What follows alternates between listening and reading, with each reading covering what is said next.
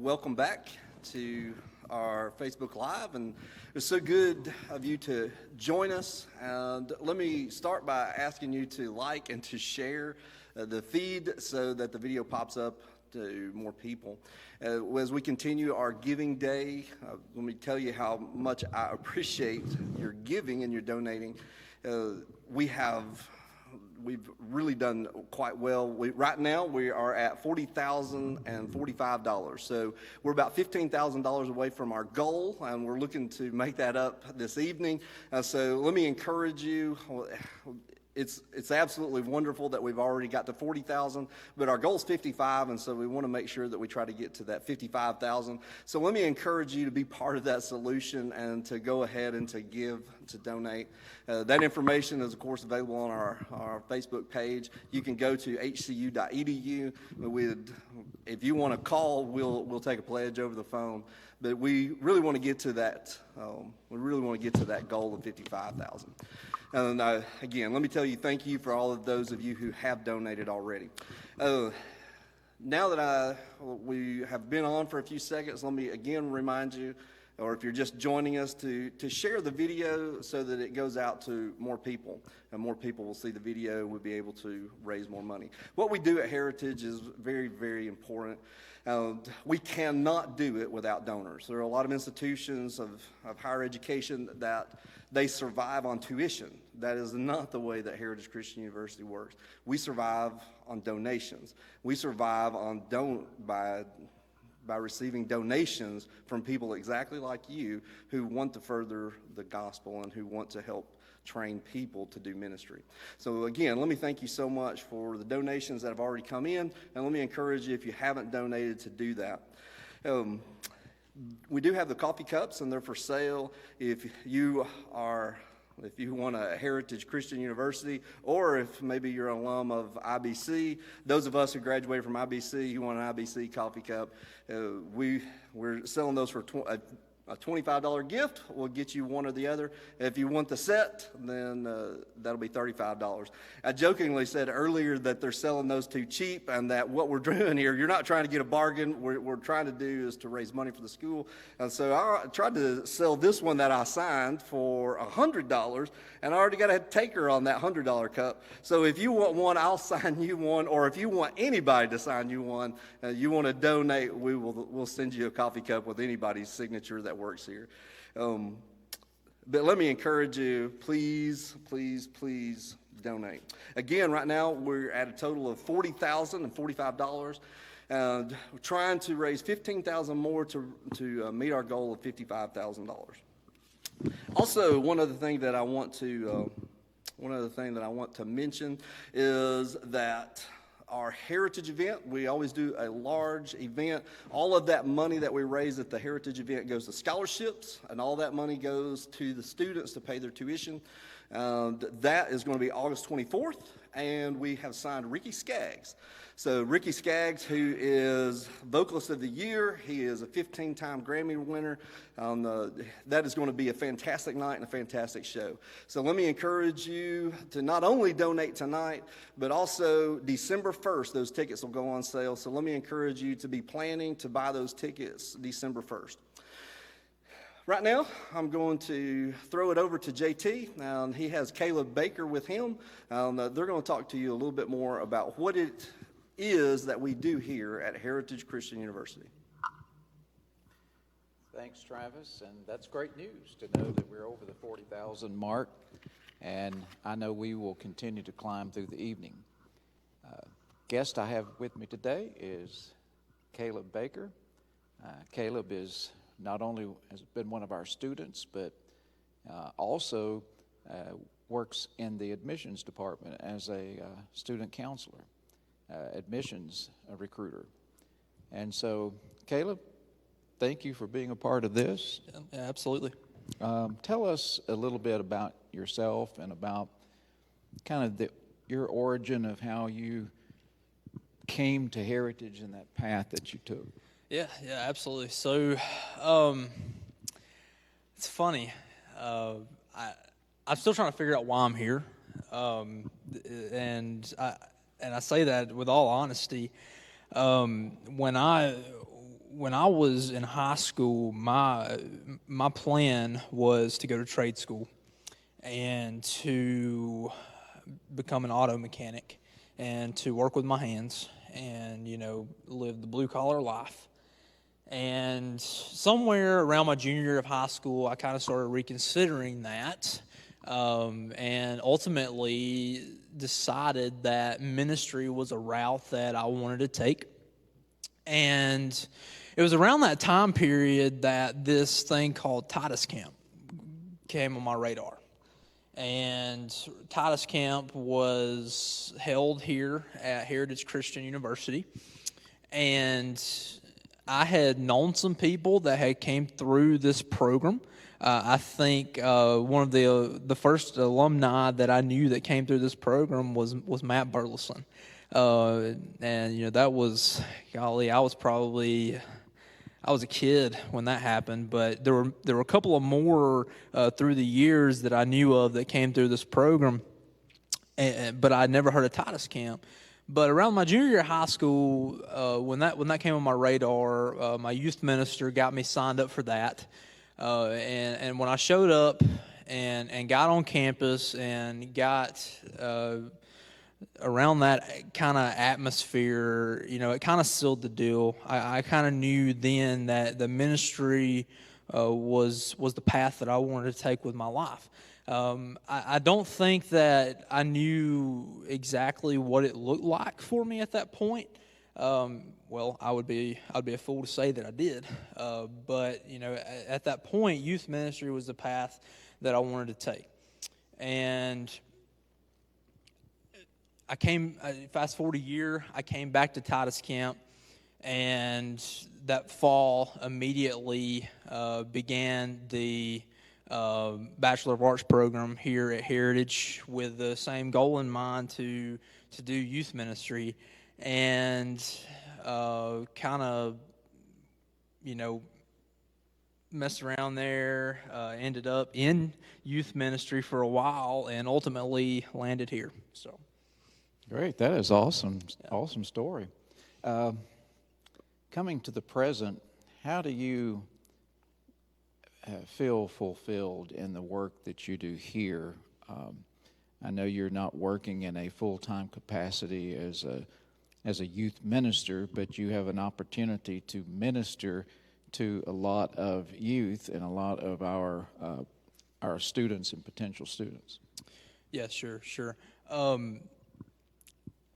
I think one of the things that my eyes were open to while I was in the program here at Heritage was that there are more ways to be involved in ministry than we typically think. I think when we think of a minister, we're typically thinking of the preacher or the youth minister. But one thing that I learned while I was in school here is that there's a plethora of ways to be involved in ministry. And I still remember the day that I went to Rebecca's office, and I approached her about the job that was open in the admissions office, and I just kind of poked my head in, and I asked her, I said, "Hey, is that job still open?" And she said, "Yeah, are you interested?" And I said, "I think so." And one of the concerns that I expressed to her was that I was scared to jump out of ministry so soon. And one of the things that she told me was that you're not getting out of ministry. She said that it's just a different kind of ministry. And she was so right. This is a different kind of ministry. And I do have the opportunity to minister to so many different people. I get to travel all over the United States. I spend a lot of time in Texas. I've been all over the state of Texas. I've been all over the western side of the United States, seen a lot of places that I probably never would have seen otherwise. And all of those have provided me with opportunities to minister to youth, to minister to even adults, trying to find that one person in that congregation that needs to be doing ministry, that person that thinks that they can't do it, and try to convince them that, well, they in fact can. I know some of your more memorable times have probably been traveling with me, but Yeah. can you think of some memorable times you had both as a student and as maybe a specific interactions with students that you've recruited, or even potentially some of the donors that you've run across? Yeah, absolutely. Well, I'll start as a student. I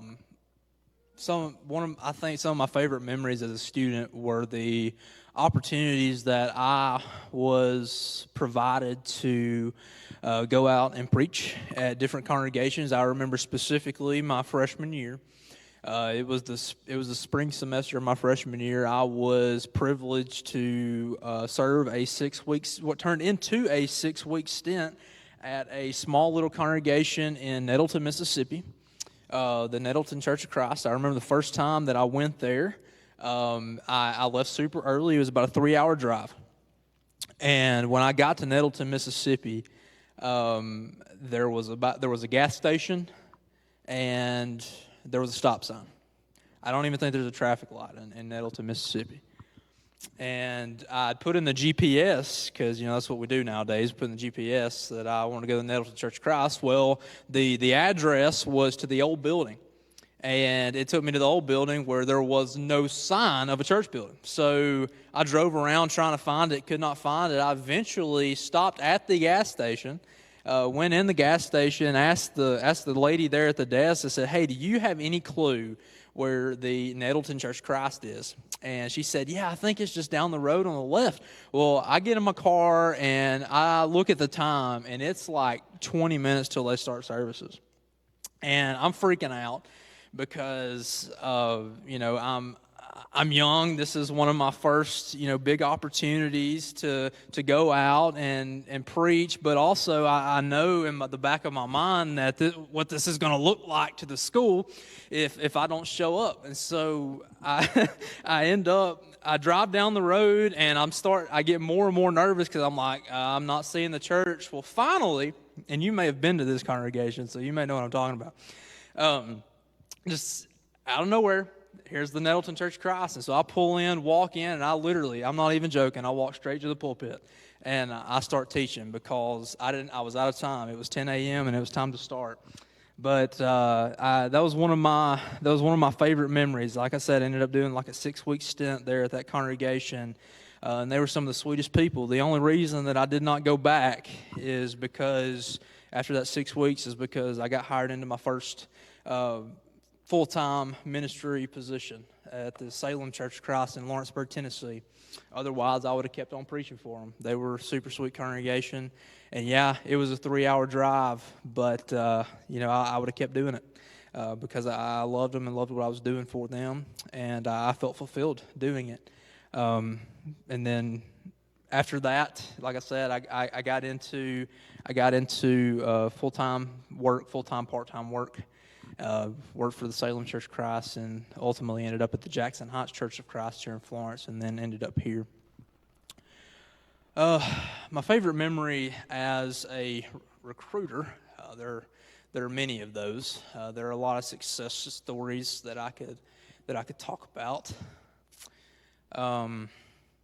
There are a lot of stories that I could talk about that are not success stories, but there are a lot of success stories. I still remember the first phone call that I made, and that individual is a student now. He's a student on campus right now, which is very, very awesome.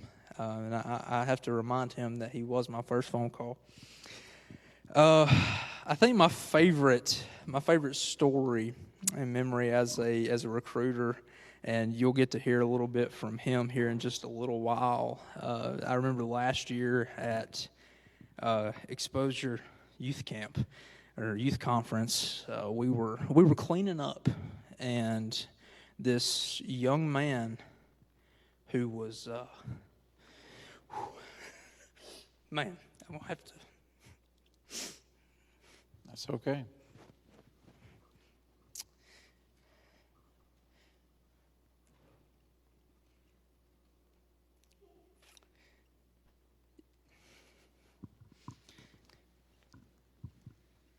You know, when you have a love for the Lord and you have a love for people like Caleb does, that passion is what drives your emotion. It's what makes you get up in the morning and work hard and go to bed at night being satisfied at what you've done for other people and what you've done for our students. Yeah, we were cleaning up, and this young man approaches us. I mean, he was quiet. Then he was quiet. Well, I learned now that he's not quiet. This guy's literally what I've come to learn is a modern day Paul. I mean, he's out there. He's on fire for the Lord. But Taylor Cooper approached us as we were cleaning up and decided in the matter of 3 weeks, he left a high-paying job that offered to triple his salary, decided to pick up his life, come here, and get trained so that he could be a minister for the gospel. And, man, that's why, I mean, it's stories like that. Oh, yeah. That's why I get up in the morning. Absolutely. And we're thankful that you are a part of the school. And Caleb, I know we only have a minute or so left, but did one of the things that we're very proud of here is that we are able to graduate so many of our students debt-free of loans. You didn't have to have any of those loans, did you? I did not. Thankfully, when I started here, there was this thing called the Legacy Scholarship, which we still have and offer to our students. And that was a scholarship that I was on as a full-time on-campus student. And there was also a trust fund. There was a guy by the name of Ricky Rich that reached out to me not too long before I started school here. And I had no idea who this guy was. I had no idea what he was about, no idea what he was doing. But I still remember the phone call. I remember his voice. And we had a pretty lengthy conversation. And, you know, he explained to me what it was all about. And, you know, I've got to give all the credit to one of our other alumni, Ricky Collum. He was the one that actually got me in touch with Ricky Rich. And he reached out to me and told me that they were going to give me some extra support for, you know, each semester as long as I maintained certain academic standing with the school. And he checked up with me pretty regularly to make sure that I was okay. Unfortunately, he passed away about after the end of my first semester, and so I did not get to develop much of a relationship with him. But come full circle, when I was a youth minister at Jackson Heights, his wife was a member there. It's crazy how those relationships just come full circle, and but because of that, I was able to graduate debt free, not owing a dime. I lived on campus. I didn't have to pay. Not only did I not accept a student loan, I didn't accept the first student loan. Not the first dime of that came out of my pocket, because I had support from the school because of donors, and I had outside support from donors coming into me that allowed me to graduate debt free. That is awesome. And the thing about it is you're not the only story like that. It's because of our generous donors that they have made it possible for our students to attend here and not have to worry about the burden of financial debt afterwards. I think the average borrower of student loans pays back close to $400 a month for 10 years. Yeah. And think of those who, and that's for those who borrow about $40,000. Yeah. Think about the ones that some are out there that have borrowed $60,000 and $80,000, and they've married individuals who may have that like debt. Then they're paying maybe $1,500 to $2,000 a month. So you were blessed, as a lot of our students are. Well, and I see the statistics. When I go out and do my spill to people and tell them about what we have to offer them here, I share with them the statistics and tell them, because of our donors, you don't have to worry about that. Great. This $40,000, this $40,000 plus in student loans. That's just like we were talking about on our trip last week. That's just the numbers that are reported. We don't know how much more. We don't know how much more they're having to borrow. Right. Well, Caleb, thank you for taking part in Mission Monday and being a part of our school. Absolutely. The next segment we have is a pre-recorded message from Taylor Cooper, who is one of the students that Caleb mentioned just a few moments ago. And I hope that you'll listen to what Taylor has to say. He's one of our great students.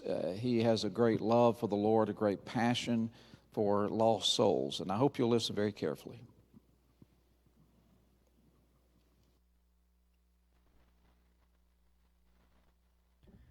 I'm Taylor Cooper. I'm a junior at Heritage Christian. I chose to come to Heritage because I saw that Heritage's focus was strictly on ministry, and that's what I wanted to do. After being baptized in April of last year, I got to be very involved with the church, teaching classes, helping with the youth, and it made me realize that teaching is a great way to learn. Then when I discovered Heritage at Exposure Youth Conference, compared to the other schools that I was thinking about, I knew there was no other choice for me. As far as the school preparing me for ministry, you get to meet so many ministers that are just real life examples as our teachers. And of course, it's a blessing to learn from people with experience. And while maybe the classes themselves are not geared towards ministry, but more learning the Bible, that benefits your ministry, the opportunities and conversations you can have with the professors, with the staff that have lived through these things, that have gone through the challenges that I will go through. It is just astronomically crucial for me to learn and be a better minister in my life as well. My most memorable experience would be the beginning of this semester, having some students and some friends come and us door knocking in the rain. But it was successful that we all got together. We all had a common goal. Despite the rain, we still finished, and we got to talk to some people in the way. And that was a huge blessing to me and to them, and hopefully to the people we talked to. Another reason why choosing Heritage is because the easy way financial means to be here, due to donors, due to scholarships, or else it would have been very difficult for me to come. I know, of course, God will take care of those that are trying to do what's right, and He doesn't want us to worry about it. But I guess that's part of the church. The church is the thing that gives us that opportunity where you don't have to worry about being in need, because we like to meet each other's needs. Part of the giving that the donors do for us, that's exactly what it is. They're giving to provide help, to provide where we don't have to worry about having maybe jobs while we're here, so we can focus on our studies and learning more about ministry through that way as well. I get to work at the YMCA. All the opportunities I have at the Y are going to help me in ministry, where I get to evangelize. I get to talk to people on a daily basis that believe they're Christians, but they don't know the Bible. And I wouldn't be able to do that and have that type of job if I had to make more money to be here. Overall, Heritage has helped me with just the connections you make whether they're in the school or out, with all the speakers that come, the events that are held here. There's just so many things that happen that it's really hard to not see opportunities. For example, the school has helped me with internship this summer, and that is beyond a blessing that they would recommend me for that and help me and give me that opportunity. I wouldn't have had that opportunity if I wasn't here. I appreciate the people that give us this opportunity, because you're not just helping us, but you're also indirectly helping the people that I'm going to help, or that any of the other students will help. Thank you. Oh, that's wonderful. Taylor is awesome. I love him. I was super excited about the internship that he has at the YMCA. Lane and I at the Y work together, and we started hatching this plan about a year ago to have a chaplain at the YMCA, and Taylor was a natural fit, and I think he's doing a great job over there. And so that's a great opportunity for him, and another way that he is going to be able to learn ministry, and it's another way that he's gaining experience. So super great guy, and I'm so glad that he is here with us. Now I've got Rowan. He's here with us, and he brought his beautiful family with us. I'm going to let you just introduce everybody, and then we'll chat a little bit. So, as Trevor said, my name is Rowan Murray. I am actually an international student from South Africa. I came here with my wife and my 2 kids and another little one on the way. The new one will be American, so she'll be Southern through and through. We came here because, or we are able to come here because of donors. When I started looking into going into ministry, I realized that it's expensive. And if you want to go, especially to a decent school, it's very expensive. And I got into contact with some of the local ministers here. They mentioned HCU. I contacted the staff here, and I think within about a week, I was accepted, enrolled, scholarship was sorted, and all that. I hadn't even fully made up my mind to leave yet, and the admissions office had all my paperwork ready to go. So yeah, and I'm here. Yeah, it's a great story, and I'm so glad you're here. You're the kind of person that I love that we're investing in. I love that it gives me a lot of confidence to tell donors about you and the work that you're going to do, because I think you and your family, you are making a substantial investment, that you are committed to doing ministry. So they're going to be in ministry for a long time. He's on a little bit different scholarship. A lot of times we'll talk about the legacy scholarship, and we have for years offered a foreign student scholarship. And so we have a limited number of scholarships that we'll offer foreign students who want to come here and train, and then they can return to their home country. And so he is on that scholarship. And of course, that money has to come from somewhere, and that money comes from donors. And so, again, I appreciate the giving that you are doing, and that you're helping us meet our goal. Could you tell me, what was your calling to ministry? I mean, what is it in you that made you want to do ministry? Well,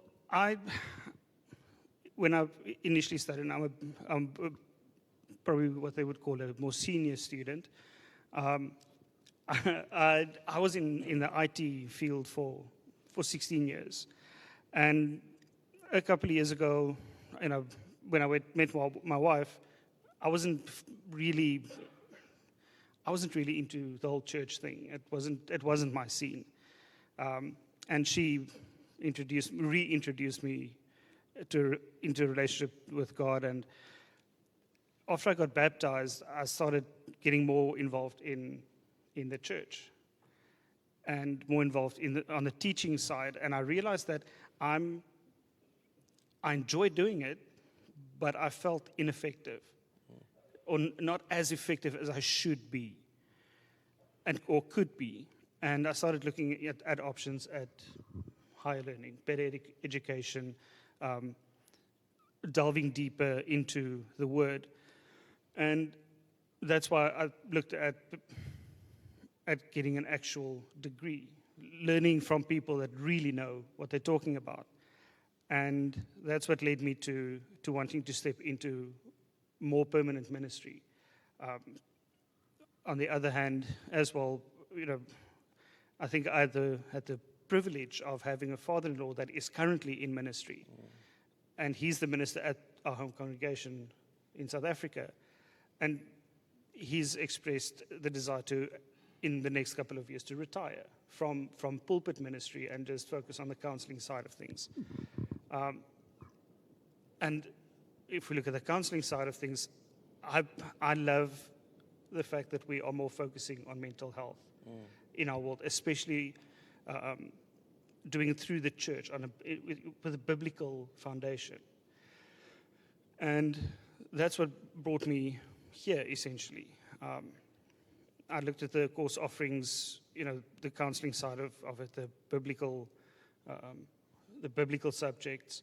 I just thought that the world needs people that are willing to help those in need, but do it from a foundation of Christ. Right.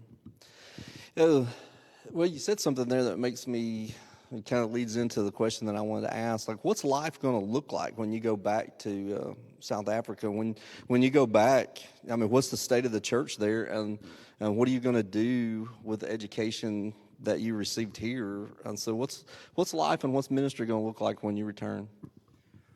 Well, my plan is is to step into the pulpit, to allow my father-in-law to rest. He works extremely hard at the moment. The church in general is quite strong in South Africa. We have some really strong congregations. I feel like my education here is more than just what we do in the classrooms. Where I'm currently worshiping at Petersville, I'm learning a lot from the men there, from the elders, from the youth minister, from Adam, our preacher there. I think what I hope ministry looks like there is obviously preaching at the appropriate times, but then also being able to help those that really need it. As with any country, South Africa has its problems, and I want to do my part to alleviate at least some of the problems in some of the people's lives. Well, I think that's just the heart of ministry, is just servanthood and the desire to help people. At Heritage, we've been using this tagline, and funny enough, I said earlier, we tried to go away from it, and for whatever reason, I think it just resonates with a large contingent of our donor base, with our students and with our alumni, that we talk about real-world ministry. What is it that Heritage does? What does real-world ministry mean in that practical side of the education? What does that look like to you, and how do you see that, and what does that mean to you? Well, as with I feel like any higher education field that you go into, you can only learn so much from books. At Heritage, they teach you how to apply that knowledge. We have some good theoretical courses here, really good courses. But in each of them, what the lecturers do is they tell you, here's the theory, here's how you apply it. Here's why it matters that you know why Paul went on the first missionary journey. Here, there's an importance behind it, not just because it is in Scripture, but there's application to be made from it. As mentioned, we are able to go out to go preach at other congregations. We have conferences that happen here, and part of the whole, with us not being in debt and so forth, conferences that happen here, we are able to attend as students at a lower rate, sometimes even free. That is real-world experience that we get from men that are currently in real-world ministry. And I think that's the importance of that term, real-world ministry. you can read a book as much as you want, unless you can apply it to your life, it's not going to help you. And the same with I think with the knowledge that we get here, is I can read a commentary on the book of Romans, but unless I find something to make that applicable to my life, I'm not going to remember the book. And I think that's something that's done very well here. Is here's your theory, there's your application. That's how you use it. Yeah, one of the things that I think that has made Heritage really special and different than everybody else is that we really do emphasize the practical side. But I'd love to hear you comment on the opposite. I think that we try to live in this world where there's tension because we want to be balanced and we want to do practical training, but we also want to do really actual to goodness real academic training too. So I'd love to hear you talk about some of your favorite classes, your hardest teachers, your best classes, your best teachers. Maybe they're not always the hardest or maybe the best teacher maybe he is hard, but I'd love to hear your comments on the academic side of it since you've been in the classroom and that you've got some real world experience because you're a worker and you're an educated person. So I'd love to hear your side and your take on the academic side of Heritage. Well, I mean, if you look at men like Ed Gallagher, Jeremy Barrier, I know Jeffrey Brothers busy with his dissertation now to get his PhD. These are men that have a wealth of knowledge. Dr. Bajans has been in ministry for longer than I've been alive, and it shows when you talk to him. I mean, Jeremy Barrier, his mind just works on a different level, and I've learned that what you read isn't necessarily what you read. And I think more than the academic or more than the theoretical side of it, that is what most of the lecturers here try to teach you with regards to the academic side of things is read more than what you see on the page. Get deeper into it, think deeper, think differently, come at it from a different angle. I mean, we've had the chapel services with Dr. Gallagher this semester on the life of Joseph. And then with absolute gold. And working through that, and you don't get bored of the lessons because it's every time there's just a little bit of a tweak to it. I think that the academic side of things here is of a very high caliber, and I've enjoyed all my classes so far because every single teacher has taught me something different about the Bible, about academics, and about myself. And I think there's a balance that is struck between the academics and the personal growth in all classes, which is absolutely fantastic. I thought for sure that you were going to say that your favorite by far was orientation. I thought that because the teacher in that class was just so good. I thought for sure that's what. He's top 5 at least. Well, that's me, by the way. I do teach orientation now, and it is a joy. I mean, I love seeing you guys come in. I love it when you came in and you're fresh and you don't know what to expect. But then y'all start. I mean, you hit a groove, and you really impressed me because I think you are what we're looking for as a student, because I think that you are the epitome of the practical and the academic, and somebody who understands that tension between the two and can do both. You've been working on the SGA. So I don't know if you want to comment on the things that you've been involved in since you've been here and the work in ministry that you have been involved in that is almost para. It's part of your education. It's part of it's part of what you do in your ministry training, and you're going to carry those experiences back with you. But I was wondering if you'd comment on some of those things that you've been doing. Sure. So with the SGA, I'm currently the president of the SGA, and I I'm serious when I say this. My goal is to make that position so desirable that I get voted out next semester and next year, and somebody else takes it over and just runs with it. I'm enjoying the fact that we can at least try as far as we possibly can as the SGA to make student life better. We have a couple of things in the pipeline that we want to do, with regards to the student center. We have students that come in and talk to us about things that they want to do on campus, and we provide guidance and, in certain cases, financial support to help them actually live out that dream and be more spiritual and help the spiritual growth of those on campus.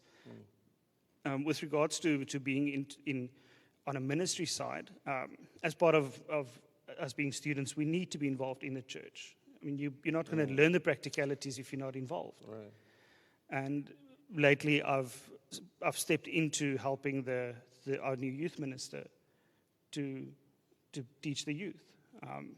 We actually, before I came here, we were at a youth event, just trying to bond with the kids. I try as much as possible be involved in what is happening, not just in our church, but I mean, I've been to some other churches as well where they have events, and just to kind of learn more, but also just connect with other people and try and make connections between churches, because I think there's a lot that can be learned from different environments. Yeah, I think we really work hard to try to get everybody involved in doing things. There's so much you can learn in the classroom, and then there's just so much you learn by doing. As we close out our time, I would love to just open it up to you and ask you, maybe a two-part question. Why should people donate money to Heritage Christian University? And then I'll just open it up, and is there anything else you'd like to share? Well, with the first part of the question, why should people donate to HCU? If you want to donate to a worthy cause, this is it. It furthers God's kingdom. It means that students that may not be financially able to step into a ministry role, it allows them to do so. Taking my story, for instance, because I'm on a student visa, I'm not allowed to work here. I am fully reliant on the generosity of people and of the church to be here. Now, with regards to our day-to-day needs, we are well taken care of by a church. But if I had to put however many $1,000 on the table, it becomes impossible if you got to pay tuition also. Exactly. So it helps students like me to get to this.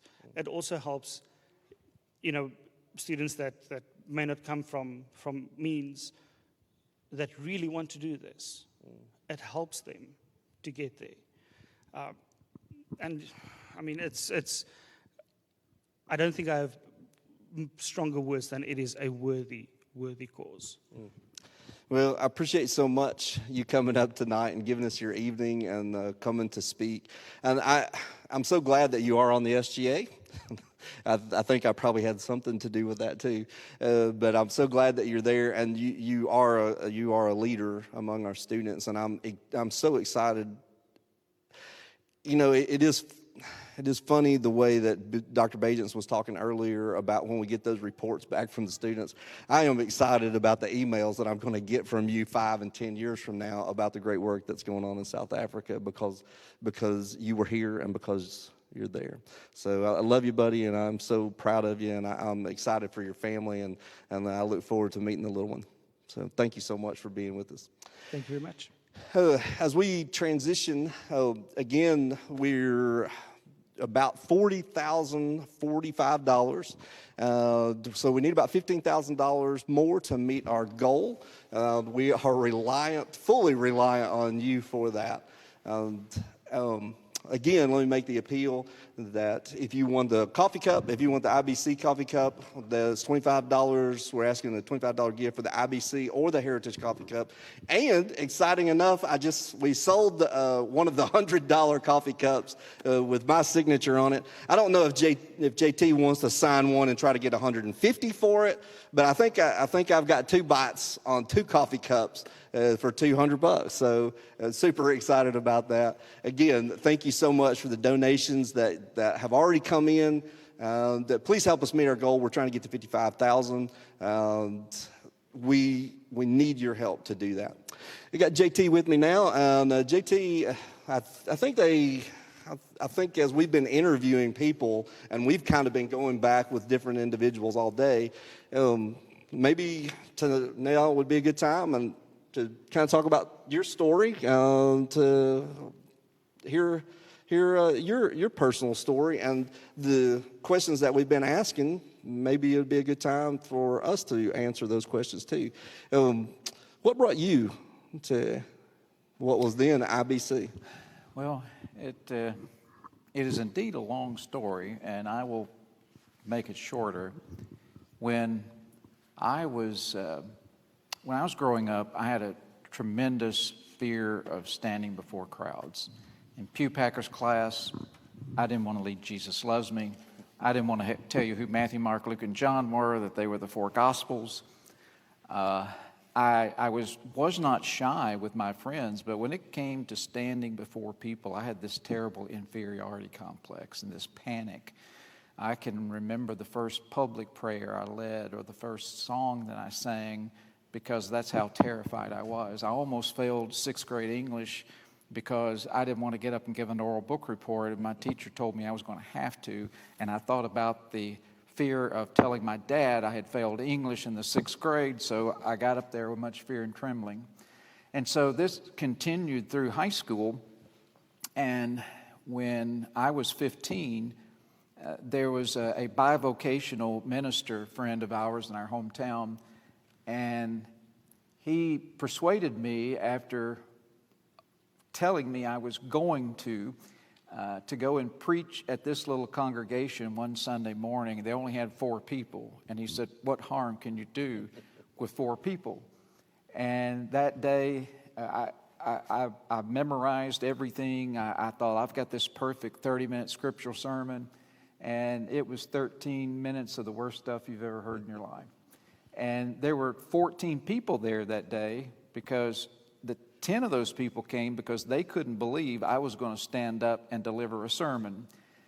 And I tell the story that those 14 people went out the building that day and all lied and said that was one of the best sermons they'd ever heard. But they repented before they got to the car, I'm sure. And so, but when I was in high school, my intentions were to go to Western Kentucky University and major in agriculture.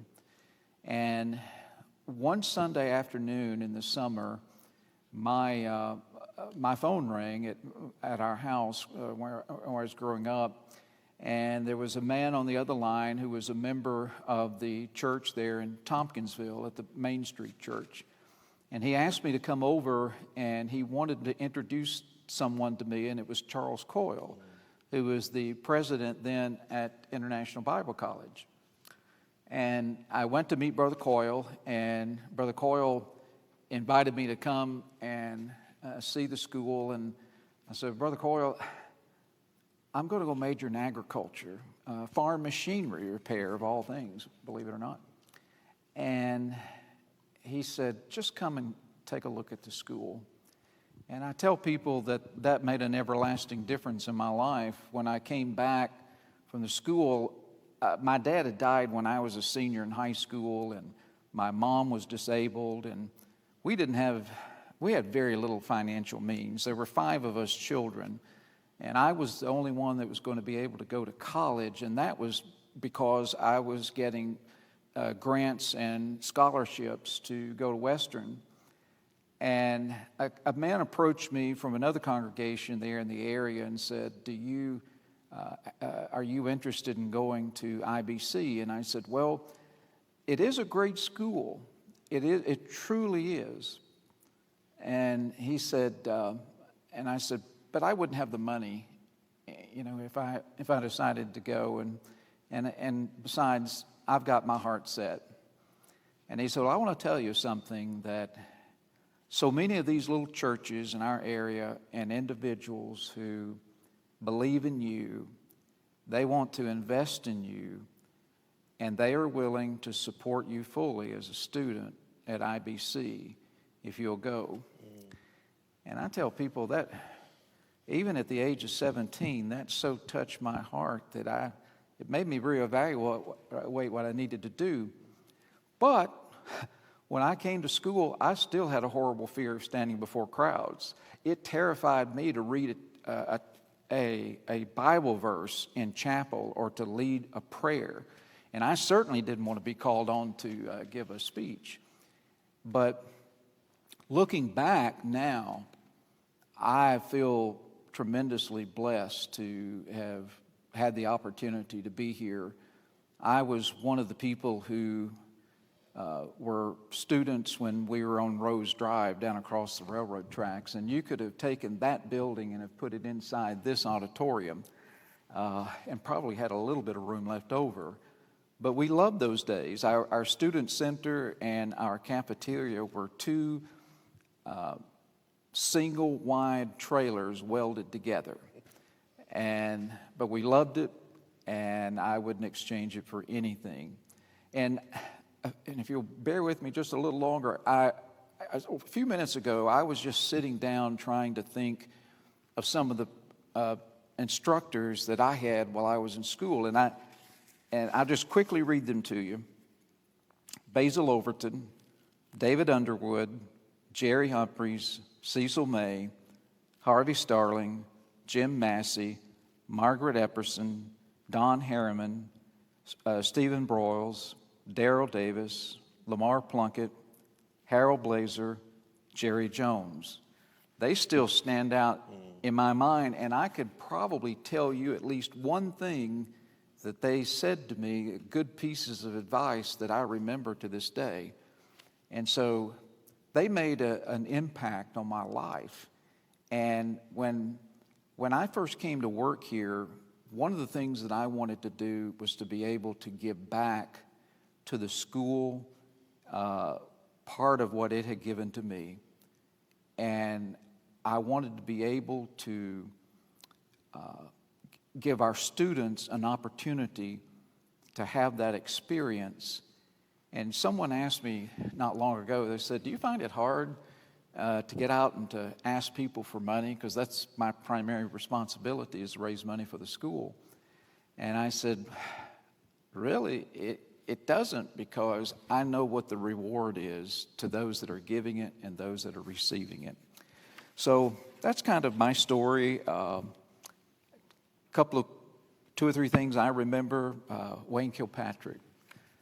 He was here when I got here as a student, and he's still here, and he's been a great part of this university. I remember Brother Overton's World Evangelist, and how many times we loaded the back of the truck with the World Evangelist. And I remember when we carried the printing presses from Rose Drive here in this building in '79, and that was probably the beginning of my back problems, I don't know, but it was all a fun time. But I appreciate so much the friendships that I've had and enjoyed, and the friendships that I have until this time. I remember our first library here was back here in the room where my office is now.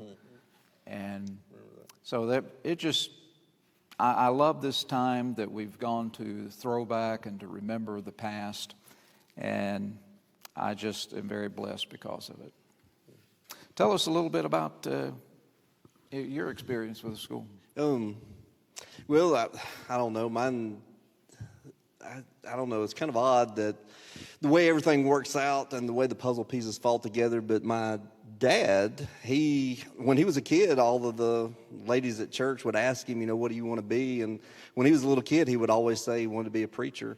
Then he grew up and went into the military and sort of fell away from the church and worked at Monroe Shock Absorber. Had the best job at Monroe Shock Absorbers. He had the only job in the factory that was air conditioned. my mom and our preacher conspired against my dad, and they decided that what they would do is we did IBC campaigns back in those days, and they decided what they would do is have an IBC campaign at Gainesville, Arkansas, at the little church there. And my mom was going to get one of the students from IBC to stay at our house. My dad, at first, he was really mad about it, and then by the first night, he had started talking to the guy, and then, by the second night, Dad was really interested. By the middle of the week, he had been restored to the church, and by the end of the week, he had decided that he wanted to be a preacher and was taking off work and going out and knocking doors. And within a few months, we packed up and we moved here when I was just a few years old. So that was in the early 1980s, and my dad graduated in '84, so I was running around the halls here in 1984 as a little kid. As I grew up, I met my wife and we got married, and I kind of decided, I wasn't sure that working in the factory was what I wanted to do all my life, and I'd worked at a couple of different places, and all my life, my parents, actually, I'm in ministry because my parents tricked me. But I remember my dad, he asked me, what do you want to do? And I said, I don't know. And he would say, well, you need to be a preacher. You need to be a preacher. And I said, no, Dad, I want to get a good job. I want to make money. I want to get a good job. I want to buy a Porsche. My dad promised me that if I would get a job in ministry, that he would buy me a Porsche. That turned out to be a 1987 Olds Cutlass. I think it was like a 1980-something Olds Cutlass in the late 90s, that is. But they helped me. And my wife, Stacy, I graduated in 1998 with my bachelor's degree in Bible, and my wife, Stacy, also graduated. So not only does my dad have a degree here, I've got 3 degrees from here, and my wife has a degree from here, a bachelor's degree in Bible, and she graduated in '99. So, man, I've got a lot of memories. Most of my life has been around the school. I preached in Florida and lived in Arkansas, worked as a police officer in Arkansas, and lived in Illinois. But this is the 3rd time we've lived in Florence, and I don't know, we really have a heart for the school and love for the school. Just imagine if these walls could talk. Of all the students that have come through here, and only heaven will be able to reveal the good that has been done through our students. And it just, so many have come through these doors, so many great people, all of them great people, but I think of one of the funny things that happened to me when I was a student, and I probably shouldn't say this, it could be watching, but one of our instructors was one of the ministers in the area, and he drove a little MG Midget, the little convertible, a little bitty car. Several of us students picked it up and sat it right in front of the front door. He didn't like that when he came out, and so thankfully I didn't have him as an instructor, though. But we had a lot of fun, good Christian fun. One of the things you said reminds me, and I think about this a lot, but the passage in Philippians that talks about how we shine. One of the modern translations, and I like the way that it phrases it, but we shine like stars in the universe. I think right now in our life, we don't necessarily see all the good that's done, and that's really frustrating as a minister, or when you're in ministry. You don't see the immediate results. When I was working at the factory, I worked at a tape factory. By the end of the night, I could look and see the rolls, and hey, we did that. We made those rolls of tape. But as a minister, you're not able to necessarily look at people's lives and see all the good that's done. But I think there will be a time when we realize the long-lasting and the far-reaching effects that Heritage Christian University or International Bible College has had. And I do think that God looks down and He sees the good work that has been done by our alumni, by the staff, and by the faculty. And those donors make those things possible. I've been in ministry since I graduated in 1998. And when I was in school, we did not have the Legacy Scholarship. We didn't have we had to pay our own tuition. But there was a church in Linden, Tennessee. And that church in Linden, Tennessee was about 35 members. And at the end of every semester, that church in Linden, Tennessee would write a check and pay off my tuition at the end of every semester. And so I effectively graduated Heritage on the Legacy Scholarship before it actually existed. But anything that I've done throughout my life, any good work that I've done as a minister, that congregation has had part of that. They're responsible for it. I've been blessed to travel with the Barriers and I've been to the Philippines a couple times. I've been to Vietnam a couple times and taught Bible classes where it's literally illegal to teach Bible classes to people. And I've been to Burma and to India and South India. We've preached in Switzerland and all South America and Panama and Peru. And all of that, and not only also in the local ministry, but all of that, those people who helped me go through school, they're responsible for all of those acts of ministry and missions. Just like our donors that are donating now, and that $40,000 that we've raised, that's going to be spent on these students. And those people who donate tonight, you're going to have part ownership in any good work. If you donate today and you help support the school, then the good work that Rowan does when he goes back to South Africa, there's literally a part of that you're responsible for. Truly, it's what our donors do is life-changing. They may not realize how important that is, but it's life-changing. Life-changing for the student, life-changing for the people they'll come in contact with. And we don't know when the Lord's going to come. We don't know what's ahead, but we've had a long look at the past, and we've taken a little bit of a look at the present. But one thing that we haven't maybe been able to talk about a great deal is the future. What is the future of Heritage Christian University? And when I look at these banners that are hanging in our auditorium, they are the core values that this school represents and stands behind. Those were the same core values that at least the top three, I don't remember how many we have, but I know those top three were here when I was a student. And that was the emphasis on the sovereignty of God, Jesus was Lord in Christ, our commitment to sound doctrine and Scripture, and to world evangelism. And those are the core commitments that we have today. And so I look forward to seeing what's ahead, the Lord willing, and the days to come and the years to come. And I think God's going to bless us in the future as He has in the past. I do too. I think that the future of Heritage Christian University is really bright, and I think there's a lot of work to be done. It is interesting, and sometimes that we'll talk about our business model. We have a terrible, people will, we'll kind of jokingly say we have a terrible business model, and the reason is because we're actually a mission effort. We're really not a business. What really are is a mission effort. You can't do what we do as a business. As a matter of fact, just this week, another one of the Brotherhood Schools of Theology has announced its closing.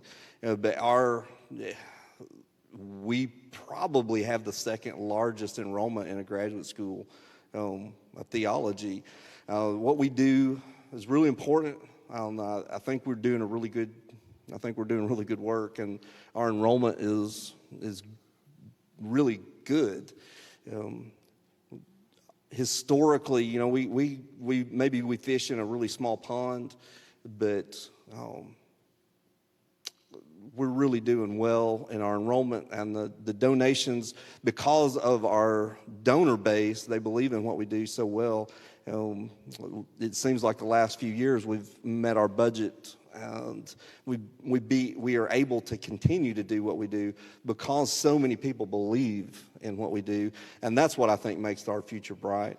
Is because we do have a strong donor base, people who just today, if we ask, we've gotten $40,000 already, and I'm confident by tomorrow morning I wake up and we'll have raised the other $15,000, because I know that members of the church believe in the church and they believe in the work of the minister. They believe in missions. They believe in Bible class teaching. They believe in church leadership. They believe in Christian counseling, and those are the things that we do here. Those things, we're not going to be able to charge full tuition and make a business out of this where we make money at it. We rely on our donors who believe in those things. They support us, and we're able to run the shop that helps produce those ministers for the future church. So, because of that, because of our strong donor base, I think the future of Heritage Christian University is really, really bright. Got my Titus Camp shirt on. I wore that on purpose, and that's another one of the things I wish. I don't know how it would be possible that we could do this, but I wish that we could somehow make a list of all the works and all the things that Heritage does and all the things that our students do. We've got students that are all over the world, have been doing great works.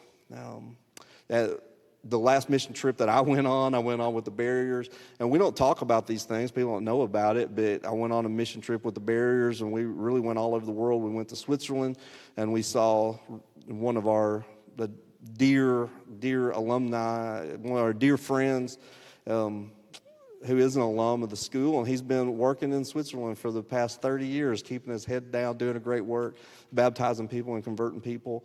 You just don't hear about all of that great work that's being done, and you don't hear about all the mission trips that are being taken by the faculty, and you don't hear about all of the, Rowan also didn't, the students here, they go and they do church services at retirement community and nursing home, and I don't think that you hear about all those great things that are occurring, but it's so much more than it's not just Christian education.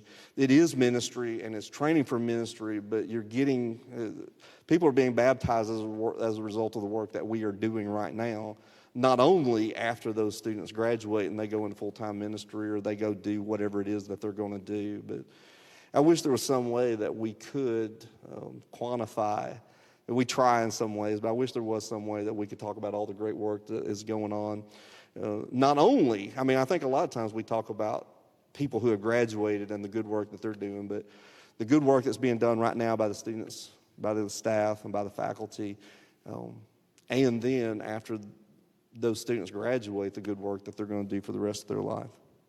The students have set a high bar for the rest of us.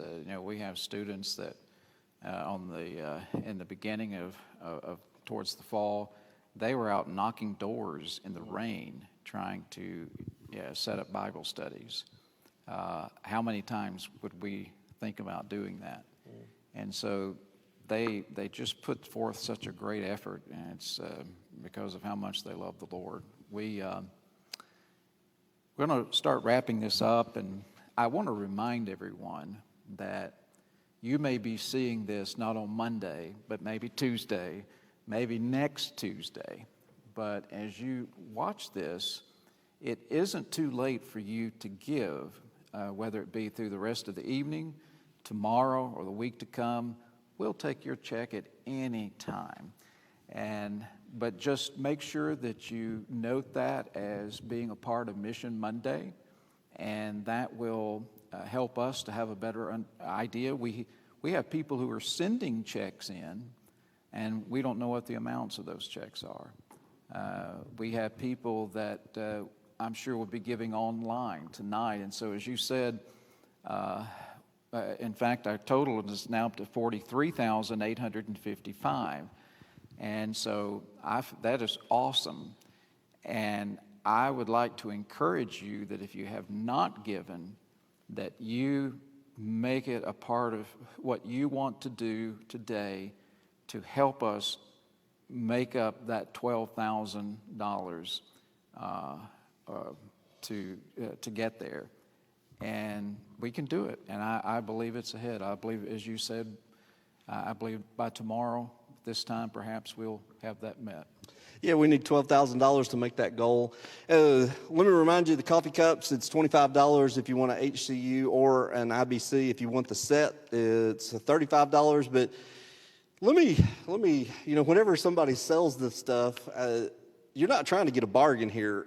What we need is for somebody to get the worst deal in history on a coffee cup. That's what we're looking for. So what I need somebody to try to figure out. I need somebody to donate $12,000 and say, I want to pay $12,000 for one of those coffee cups. That's what we need. We would love for that $10,000 donation to come in and to close us out. But let me encourage you to continue to give. And hey, let's sell one more coffee cup. I'll sign a coffee cup, and let's see. I want to sell a coffee cup for $200 this time. And so if you'll buy a $200 coffee cup, and we really need to sell a $2,000 coffee cup. I need somebody to get the worst deal in history. So I'll sign another one, and let's see if we can sell a $200 coffee cup. I tell you what, I'll sign one if someone will give $12,000, and then that will beat your $125 or $100. Challenge accepted. Challenge All right, accepted. it's on. It is so good that we have raised that much, and I appreciate so much everybody who's given. Again, I know why we're here, and we're here because of the donors. The reason that our staff and faculty get paid is because people donate to the school. It's not because we have students who are paying full tuition. That's not the model that we're set up on. And again, one of the reasons I think that Heritage Christian University has a bright future is because the world needs Jesus Christ.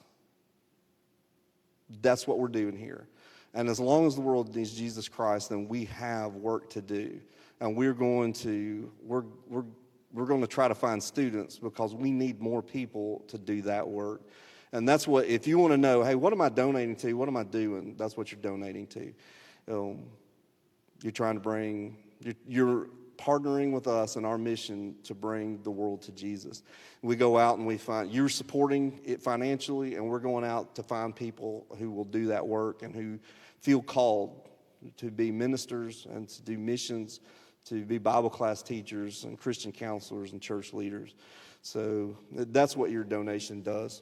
I get up and I come to work every morning here, and the reason I do is because the world needs Jesus Christ. I mentioned Titus Camp a while ago. We do that.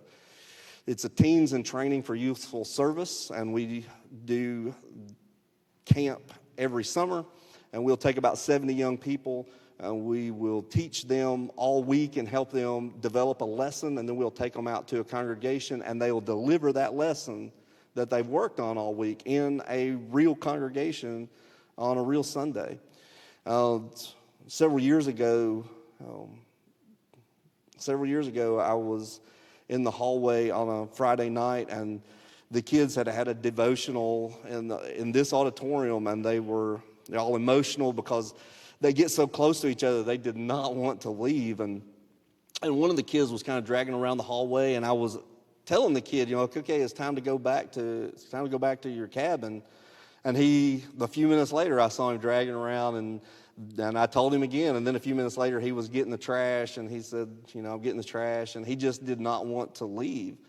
And so finally, I started to get mad at him, and I was about to yell at him, and I kind of got on him a little bit. And when he looked at me, he was crying. And I said, what's wrong? He said, you don't understand. He said, all these kids, they're crying because they don't want to leave their friends. He said, the reason I don't want to leave is because I'm going back to a youth group of 2. It's me and one other kid, and he's an alcoholic. And the world needs Jesus Christ. We need, and he grew up, he came to school. Not only did he continue to do Titus Camp, but he ended up coming to school and is in ministry to this day. And You know, it's things like that that make me get up. I want to come to work.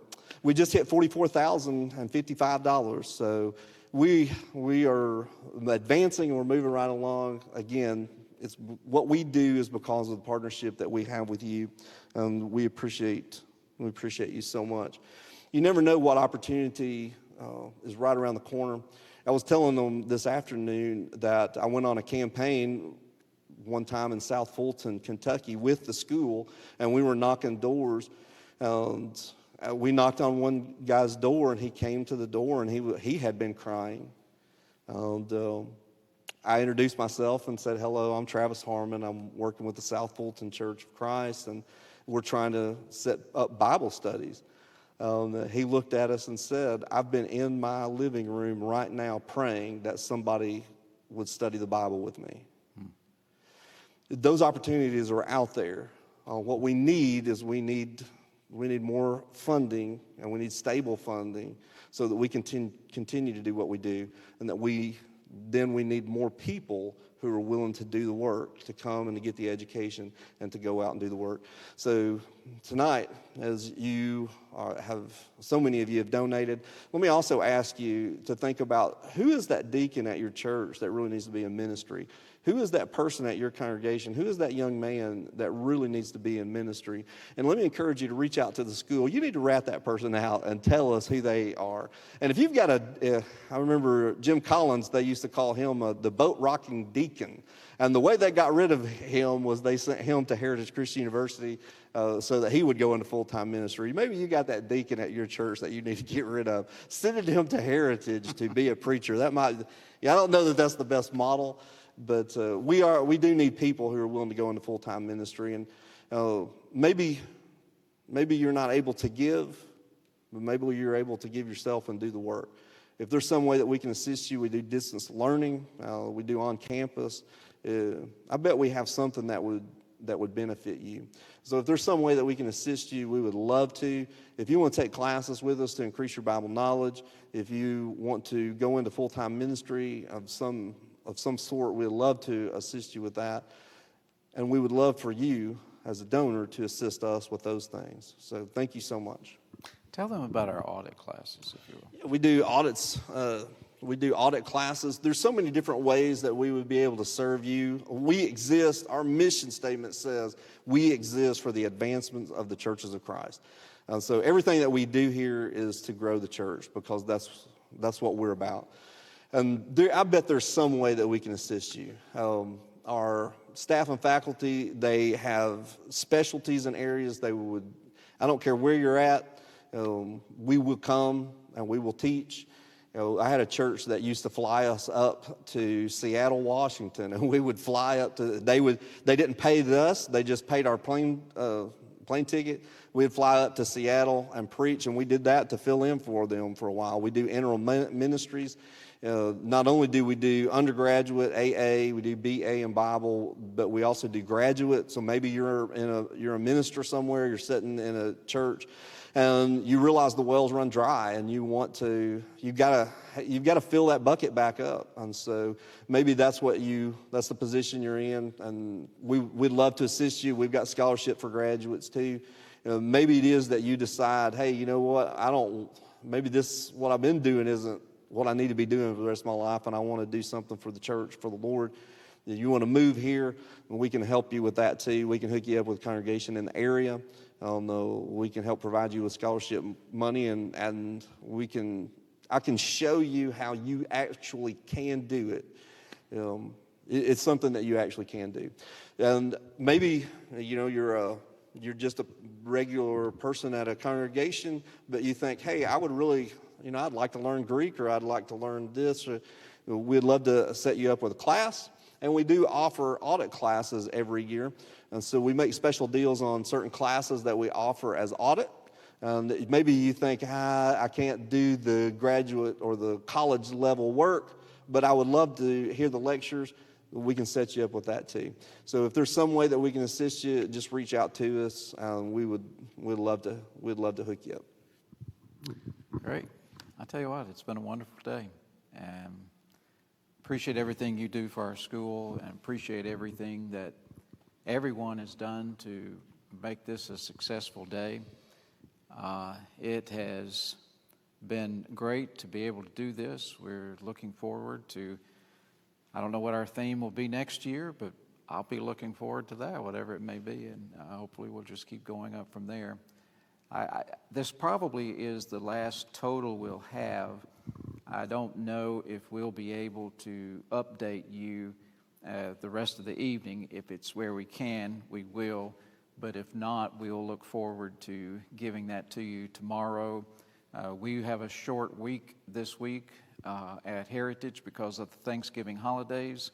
And so it may be next week before we'll be able to give many totals because the mail will not be running and we'll not have a whole lot of access to everything that's going on. But we'll look forward to updating you as time goes on, and I want you to pray about it. And you know of someone else that can help us meet that almost now, $11,000. We're getting so close. You just pass this on to someone else, just 2 people, and those 2 people might make all the difference in the world. I can't think of anything else. Can you? Well, I just want to, let me wish you a happy Thanksgiving. And let me tell you, thanks for giving. It really, again, we are completely reliant upon you. We're completely reliant upon your donation. And I would leave you with this. What have you done to help grow the church? What have you done as making an investment in the church? Every one of us, we have different talents. He gave some to be pastors and some to be evangelists and some to be missionaries and some to be, but God, the church needs Abrahams too, and it may be that God's blessed you with the ability to earn. You got to use that gift too. You got to use that gift too. If you want the church to be here in the future, then you personally have to invest in the church's future. And this is one way that you can do that. So let me encourage you to think about that. And what are you doing to grow the church? We really are, the church really is in a ministry shortage. It's getting harder and harder to find people who will go into full-time ministry. It's you as an individual who's watching this, what are you doing to help ensure that the church is solvent and that the church is going to be here in the future? And one of the things that you can do is you can invest in the church's future by investing and partnering with us at Heritage Christian University so that we can help train people like Rowan, who's going to go back and do a great work, and he's going to live a dedicated life in service to the Lord. And so let me encourage you to think about investing in the future of the brotherhood by investing in the students at Heritage Christian University and by donating to the school. Thank you so much. Paul said in Romans 10, how can they hear, unless someone preaches to them? How can they preach unless they're sent? And there are those who preach, and there are those who do the sending. And as you said, we're in the sending business, and we're in the preaching business. Thank you again. We're going to end here on a great note. Thank you for all you've done, and thank you for being with us today. God bless.